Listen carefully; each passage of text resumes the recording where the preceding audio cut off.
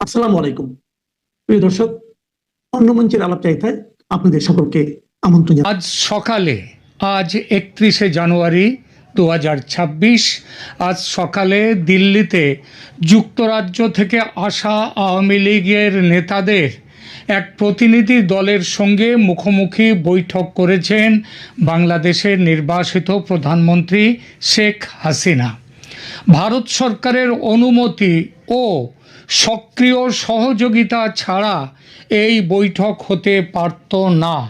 অর্থাৎ গত কিছুদিন ধরে একের পর এক শেখ হাসিনার বিভিন্ন সংবাদ সম্মেলন ইত্যাদি নিয়ে যেভাবে ভারতে আওয়ামী লীগ সক্রিয় হয়ে উঠেছে এবং এই সক্রিয় হওয়ার বিরুদ্ধে যেভাবে বাংলাদেশের বর্তমান অন্তর্বর্তী সরকার বিরোধিতা করছে, ভারত তাকে বিন্দুমাত্র আমল দিল না, এটা বুঝে যাওয়া যায় এই ঘটনা থেকে।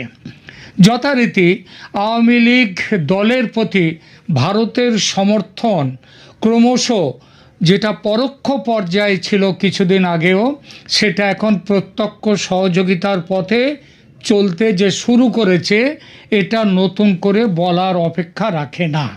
প্রশ্ন ওঠে, এই সহযোগিতা কি 71-এর মার্চের মতো সামরিক সহায়তার জায়গায় চলে যাবে?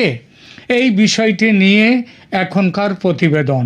তবে প্রথমে এই বৈঠকের খবরটির কিছু বিবরণ দিয়ে শুরু করি আলোচনা। আজ 31শে জানুয়ারি 2026, দিল্লির একটি সুরক্ষিত বাসভবনে শেখ হাসিনার সঙ্গে যুক্তরাজ্য আওয়ামী লীগের ব্রিটেনের আওয়ামী লীগ নেতাদের বৈঠকের খবরটি বেশ চাঞ্চল্য তৈরি করেছে। গণমাধ্যমের খবর অনুযায়ী যুক্তরাজ্য আওয়ামী লীগের একটি প্রতিনিধি দল শেখ হাসিনার সঙ্গে দীর্ঘ 5 ঘন্টা বৈঠক করেছেন। খেয়াল করবেন, বৈঠক চলার যে স্থায়িত্ব সময়টা খেয়াল করবেন, 5 ঘন্টা। এই প্রতিনিধি দলটি লন্ডন থেকে দিল্লিতে পৌঁছেছিল কয়েকদিন আগে, আজ সকালে নয়, কিংবা কাল বিকেলে কিংবা রাত্রে নয়। প্রাপ্ত তথ্য যা বলছে, এই সময়ের মধ্যে তারা ভারত সরকারের বিভিন্ন মহলের সঙ্গে যোগাযোগ করেছেন। সেসব যোগাযোগ কোন বিষয়ে সেটা স্পষ্ট জানা যায়নি। তবে প্রধানমন্ত্রী শেখ হাসিনার সঙ্গে দেখা করাটা যে খুব একটা সহজ নয়, সেটা তো সবাই জানি। সুতরাং সেই দেখা করার কাজটা ছাড়াও তারা ভারতের প্রশাসনিক বিভিন্ন পর্যায়ে তারা আলোচনা করেছেন। প্রধানমন্ত্রী শেখ হাসিনার সঙ্গে যে বৈঠকটি তারা করেছেন, তার মোটামুটি বিস্তারিত তথ্য আজ সকালে প্রকাশ্যে এসেছে। এই প্রতিনিধি দলে ছিলেন যুক্তরাজ্য আওয়ামী লীগের সভাপতি জালাল উদ্দিন, সাধারণ সম্পাদক সৈয়দ সাজিদুর রহমান ফারুক, যুগ্ম সাধারণ সম্পাদক আনোয়ারুজ্জামান চৌধুরী, যিনি একদা সিলেটের মেয়র ছিলেন। এরা ছাড়াও আরও 2-3 জন অন্যান্য নেতা, সর্বমোট 5 জন নেতা এখানে ছিলেন। নিরাপত্তা ব্যবস্থা ছিল অত্যন্ত কঠোর। বৈঠকটি অত্যন্ত কঠোর গোপনীয়তা ও নিরাপত্তার মধ্যে অনুষ্ঠিত হয়। কীরকম তার একটু বিবরণ দিই। ভারতীয় নিরাপত্তা বাহিনীর বিশেষ গাড়িতে করে নেতাদের নির্দিষ্ট বাসভবনে নিয়ে যাওয়া হয়। সেখানে তাদের মোবাইল ফোন বা অন্য কোনো ইলেকট্রনিক ডিভাইস সঙ্গে রাখার অনুমতি ছিল না, সেগুলো জমা রেখে দেওয়া হয়। কিন্তু ফলে যে পুরো আলোচনার পুঙ্খানুপুঙ্খ বিবরণ কোনো জায়গা থেকে পাওয়ার কোনো উপায় নেই। তবে বৈঠকে উপস্থিত নেতাদের বরাতে যা জানা গেছে, এক হচ্ছে, শেখ হাসিনাকে যথেষ্ট আত্মবিশ্বাসী ও দৃঢ় প্রতিজ্ঞ মনে হয়েছে। দীর্ঘ নির্বাসনে থাকলেও তিনি মানসিকভাবে আদৌ ভেঙে পড়েননি, এখনও বজ্রের মতো শক্ত এবং কঠোর আছেন। তবে আগের তুলনায় তার শরীরের ওজন কিছুটা কমেছে বলে এই নেতারা জানিয়েছেন। আলোচনার বিষয় কি ছিল? বৈঠকে মূলত বাংলাদেশের বর্তমান রাজনীতিক পরিস্থিতি এবং আসন্ন 12ই ফেব্রুয়ারির নির্বাচন নিয়ে তাদের মধ্যে আলোচনা হয়েছে। এই নির্বাচনের প্রেক্ষিতে আওয়ামী লীগ নেতাকর্মীদের কি দায়িত্ব সেটাও সেখানে আলোচনা হয়েছে।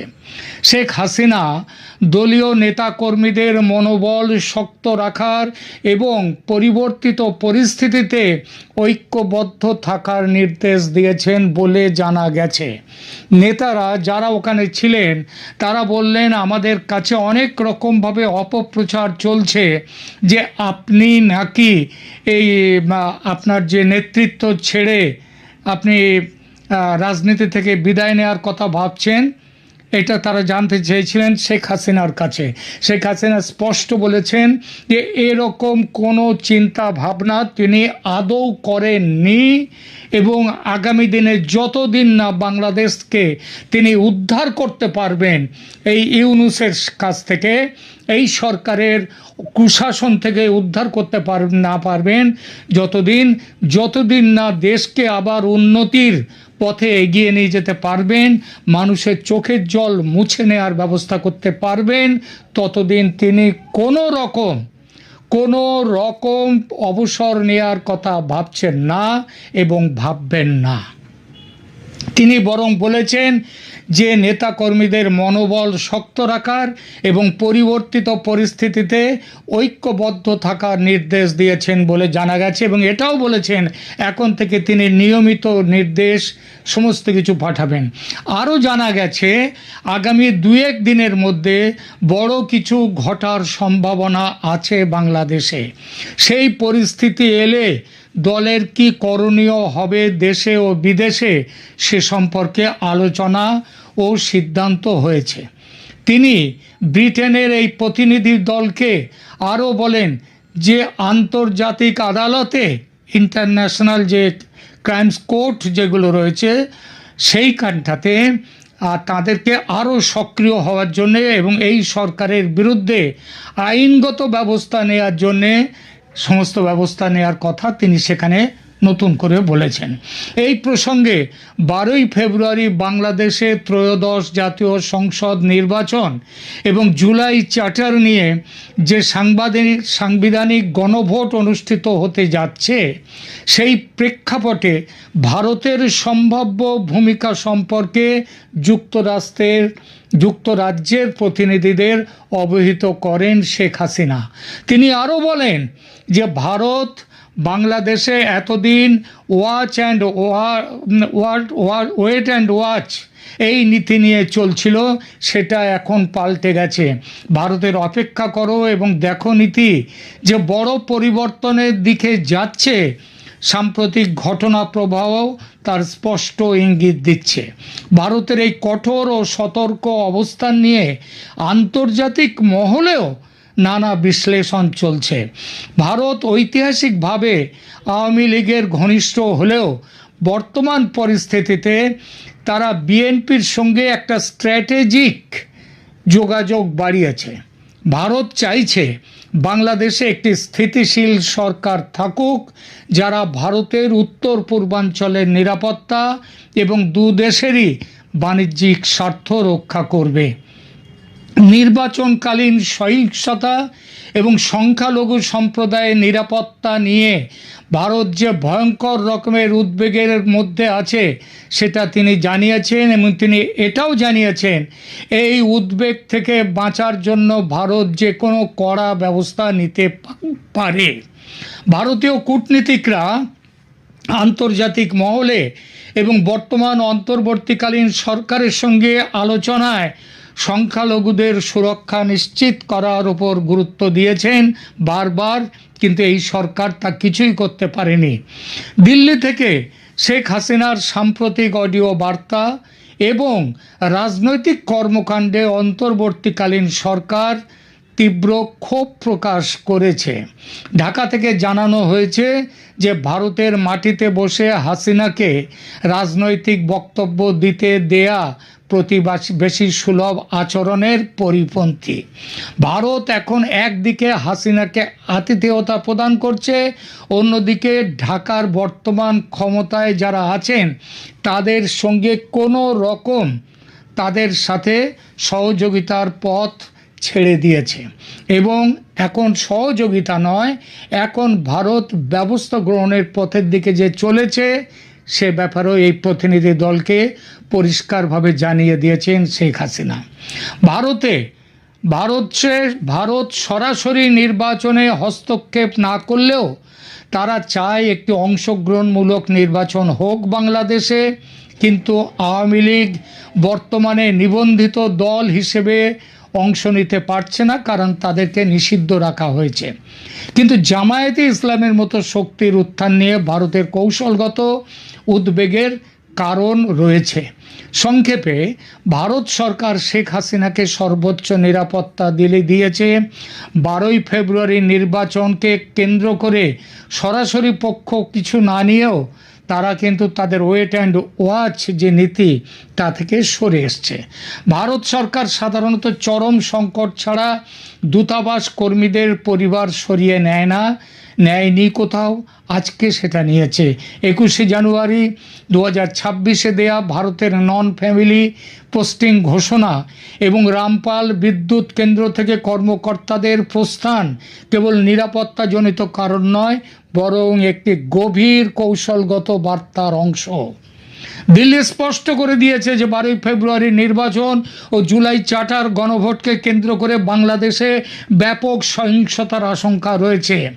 যুক্তরাষ্ট্র সরকারও একই আশঙ্কা থেকে আমেরিকা একই আশঙ্কা থেকে গতকাল অর্থাৎ 30শে জানুয়ারি বাংলাদেশে অবস্থানরত তাদের নাগরিকদের জন্য একটি জরুরি নিরাপত্তা সতর্কতা জারি করেছে। এতে কি বলা হয়েছে?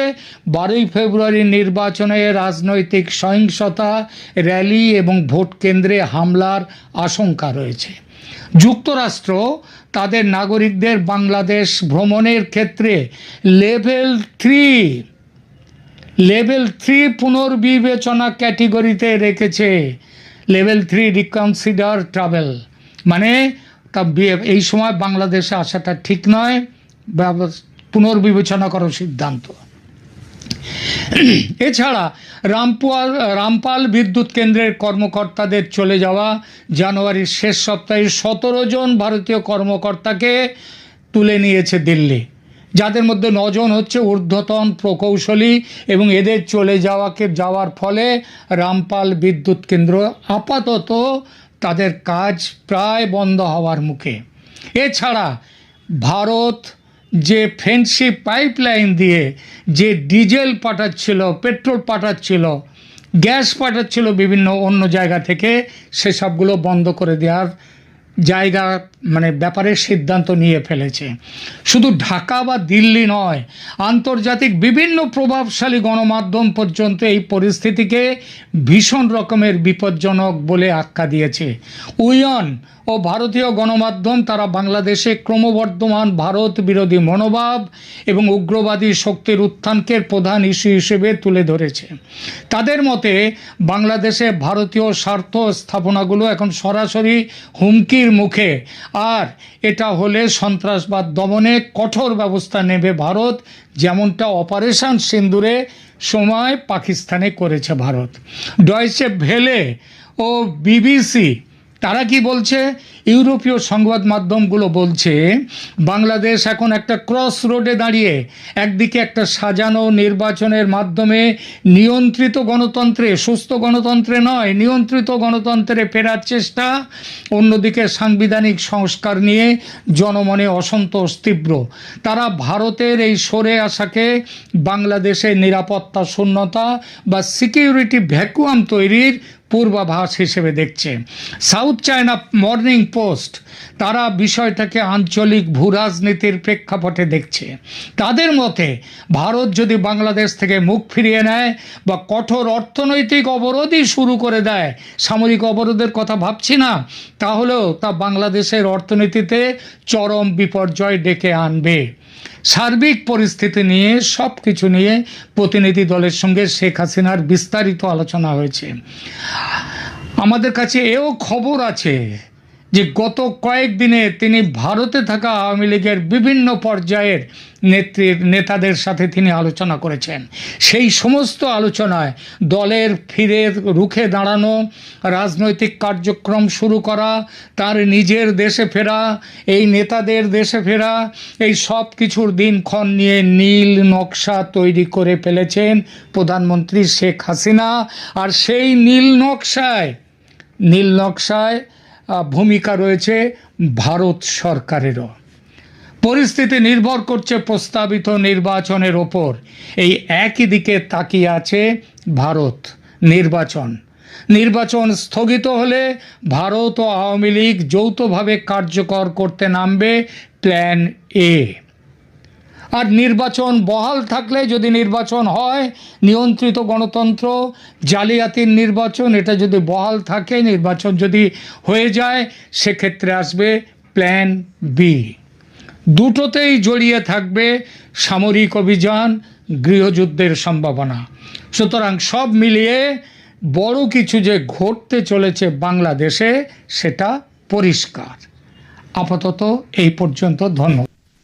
আজকে বেশ কয়েকদিন যাবৎ কোনো কন্টেন্ট দিচ্ছিলাম না, তার কারণ হচ্ছে যে কন্টেন্টগুলো দিচ্ছিলাম না এই জন্যই যে আপনাদের আসলে কি বলবো আমি, বা আমি কি শোনাবো। এই বিএনপি জামাতের এই ছোটোখাটো মারামারি, এখানে হত্যা এগুলো সব আপনারা প্রতিদিন পেপারে পাচ্ছেন, ফেসবুকে পাচ্ছেন। সুতরাং তেমন কোনো নতুন খবর ছিল না। আর এর ভিতরে একটু অসুস্থ থাকার কারণেও আসলে এই অবস্থা, যেটা আপনারা হয়তো চেহারা দেখে বুঝতে পারছেন, এখনো শেভ করা হয়নি। তো আজকে এই মুহূর্তে আপনাদের যে গরম খবরটা দিতে আসছে সেটা হচ্ছে যে 12ই ফেব্রুয়ারি যে নির্বাচন, এটা ভেস্তে যাচ্ছে। এবং এটা 7 তারিখের ভেতরেই আপনারা সবাই জানতে পারবেন। 6 তারিখ বা 7 তারিখে ডিক্লারেশন হয়ে যাবে যে এই নির্বাচন হবে না। এবং আজকে রাতে এখন পর্যন্ত যদি নাও জেনে থাকেন, আগামীকাল থেকে দেখবেন যে বিএনপি পিছু টান দিচ্ছে। কারণ বিভিন্ন জায়গায় বিএনপি পেচকিতে পড়ে গেছে, বিএনপি নির্বাচন বয়কটের চেষ্টা চলছে, বিএনপি বয়কট করেও দিতে পারে এবং করে দেওয়ার সম্ভাবনাই 80%। তাহলে থাকলো বাকি 2, জামাত আর এনসিপি, এই দুইটাকে দিয়ে নির্বাচন হবে না। এখন আপনারা বলতেন যে হঠাৎ কেন বিএনপি এখান থেকে, তার কারণ হচ্ছে যে আপনি দেখেন যে এই যে নির্বাচন নিয়ে, মানে হ্যাঁ না ভোট নিয়ে সরকার যে প্রচার এটা হয় না। এটা কোনো তত্ত্বাবধায়ক সরকার বা কোনো ইন্টারিম গভর্নমেন্ট বা কোনো নিরপেক্ষ সরকার, সে তো বলতে পারে না আপনি কোথায় ভোট দিবেন আর কোথায় ভোট দিবেন না। সেটা বলবে বিভিন্ন দলগুলো। সেটা না করে এখানে সরকার 14,000 কোটি টাকা ব্যয় করছে শুধুমাত্র হ্যাঁ না ভোটে হাঁকে জিতানোর জন্য। যেটা নিয়েই প্রথমে বেজে গেল যে পেস্কি, এবং বিএনপিকে হুমকি ধমকি দেওয়া হচ্ছে, বিভিন্নভাবে দেওয়া হচ্ছে, যার কারণে সম্ভবত গতকাল তারেক জিয়া কোনো এক জায়গায় হ্যাঁ ভোটের পক্ষে বলেছেন। কিন্তু হয়ারাজ যেখানে বিএনপির লোকজন, এই যে আমি যেখানে থাকি, এখানে যে পোস্টাল ব্যালট গেছে সব না ভোট ছিল, সবাই না ভোট। এরপরও তারেককে দিয়ে এটা বলানো হয়েছে এবং তারেক জিয়া সম্ভবত বুঝে ফেলছে যে উনি হাতে বলুক আর নাতে বলুক, উনি ধানের শীষে দাঁড়াক আর যেখানেই দাঁড়াক, বিএনপির কপালে মূলা ঝুলাই দিছে। মানে ওই যে গাধারে যেমন সামনে গাজর ঝুলাই দিয়া দৌড়ানো হয়, ওই রকম ঝুলাই দিছে, ওনারা ক্ষমতায় যেতে পারে না। এটা সম্ভবত বিএনপি বুঝে গেছে, যদি সুবুদ্ধির উদয় হয়। আর এছাড়াও ইন্টারন্যাশনালি কিছু খেলাও চলছে এখন। যেমন দেখেন যে ভারতের সাথে ইউরোপীয় ইউনিয়নের চুক্তি, ওইদিকে ল্যাটিন আমেরিকার চুক্তি, এইদিকে আপনার কানাডার চুক্তি, ওইদিকে আবার চায়নার সাথে কানাডার চুক্তি, এগুলো সব মিলে জিও পলিটিক্সে একটা বিশাল গ্যাপ তৈরি হয়েছে বা শূন্যতা আছে, যেটা আমেরিকাকে কোণঠাসা করেছে। এখন আমেরিকা নিজেরাও এখন আবার ভারতের সাথে চুক্তি করার জন্য চাইতেছেন এবং এই চুক্তি হয়েও যাবে। তবে এই চুক্তি হওয়ার আগে ভারতের সেই ডোজ যে আমার আশপাশে, এটা আপনি এটা মনে করেন না যে ভারত বলছে যে বাংলাদেশে শেখ হাসিনাকে এনে বসো, না না না না। ভারত বলছে যে আমার আশপাশের যে দেশগুলো আছে এগুলাতে অস্থিতিশীল পরিবেশ থাকলে আমার ক্ষতি। সুতরাং আমি চাই এখানে স্থিতিশীল পরিবেশ থাকুক, কোনো মৌলবাদীর উত্থান না হোক। আর এই মৌলবাদীর উত্থানটা এখন এই মুহূর্তে কোথায়? বাংলাদেশে। সুতরাং এইটাকে ঘাড় চাইপা ধরতে হবে। আর সবচেয়ে বড় কথা যে বিশ্বের অনেক নামি দামি হিউম্যান রাইটস সংস্থা, বেশ কিছু আপনার সংসদীয় সদস্য, যে ব্রিটেন, কানাডা, বেশ কিছু, মানে এটা হাইফাই অনেক লোক, সবাই ইনক্লুসিভ নির্বাচন। এবং আপনারা যেটা জানেন যে শেখ হাসিনা নিজেও বলেছে আমাদের সময় নির্বাচন খারাপ হতে পারে। শেখ হাসিনা এই কথাটা কিন্তু বলছে যে খারাপ হতে পারে, কিন্তু তাই বলে আমরা তো কাউকে নিষিদ্ধ করে ইলেকশন করি, তারা আসে নাই, সেটা অন্য ব্যাপার। তারা আমাদের নিষিদ্ধ করে, আমাদের এক্সাইট করে নির্বাচন করতেছে, এটা তো ইনক্লুসিভ হয় না। আমরা যেহেতু 40% লোক আমাদের পক্ষে। এদিকে জাতীয় পার্টিও দাঁড়িয়েছে, জাতীয় পার্টিও যে কোনো মুহূর্তে জাতীয় পার্টি টান দিবে, বয়কট করবে ইলেকশন। তাহলে বয়কট করবে ইলেকশন যদি জাতীয় পার্টি করে ফেলে, সাথে টুকটাক আরও কিছু লোকজন করে ফেলবে, থাকবে জামাত আর বিএনপি। সুতরাং বিএনপি জানে যে ওরাও এখানে করতে হবে।